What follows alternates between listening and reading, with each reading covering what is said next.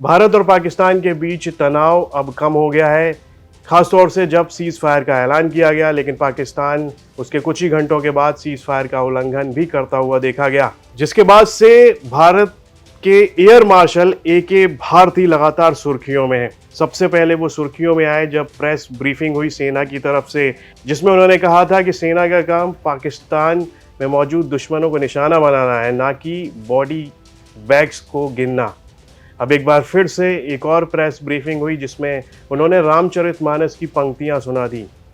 जब पत्रकारों ने उनसे सवाल पूछे तो उन्होंने रामचरितमानस की पंक्तियां सुनाई। श्री रामधारी सिंह दिनकर जी की कविता से हमारे राष्ट्रकवि रहे हैं और क्या संदेश दिया जा रहा है, तो मैं बस आपको रामचरितमानस की एक कुछ पंक्ति याद दिलाऊंगा, आप समझ जाएंगे।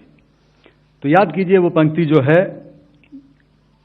विनय न माने जलधि जड़, भय 3 दिन बीत, बोले राम सकोप तब, भय बिन होए न प्रीत। तो समझदार के लिए इशारा ही काफी। जम्मू कश्मीर के पहलगांव में 22 अप्रैल को हुए आतंकवादी हमले के बाद पाकिस्तान के खिलाफ ऑपरेशन सिंदूर के तहत चल रहे हवाई अभियान की निगरानी यही एयर मार्शल अवधेश कुमार भारती कर रहे थे।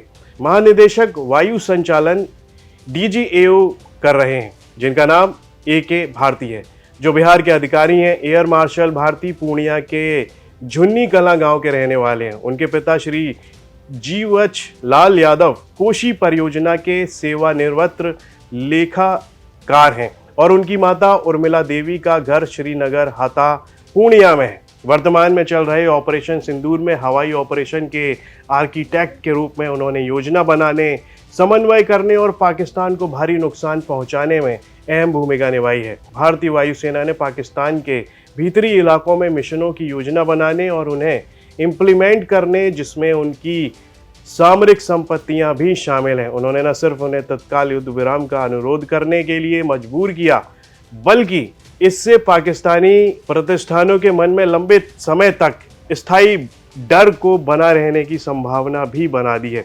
Air marshal A.K. भारती हमारे प्रधानमंत्री नरेंद्र मोदी की इच्छा के मुताबिक वायुसेना की योजना बनाने के मुख्य आर्किटेक्ट रहे हैं।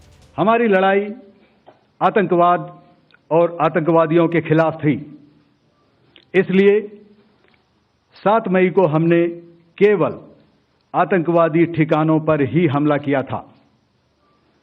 पर अफसोस इस बात का है कि पाकिस्तानी सेना ने आतंकवादियों का साथ देना उचित समझा और इस लड़ाई को अपनी लड़ाई बना ली। इस परिस्थिति में हमारी जवाबी कार्यवाही अत्यंत आवश्यक थी और इसमें उनका जो भी नुकसान हुआ वे खुद इसके लिए जिम्मेदार हैं। हमारी तरफ से हमारी एयर डिफेंस सिस्टम्स देश के लिए दीवार की तरह खड़ी थी और इसको भेदना दुश्मन के लिए नामुमकिन था।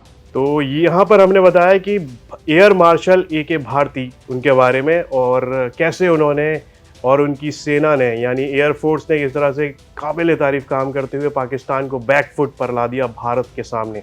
इस सब पर आपकी क्या राय है, कमेंट बॉक्स में लिखकर हमें ज़रूर बताएं और यूपी से जुड़ी तमाम खबरें देखने के लिए देखते रहिए यूपी तक।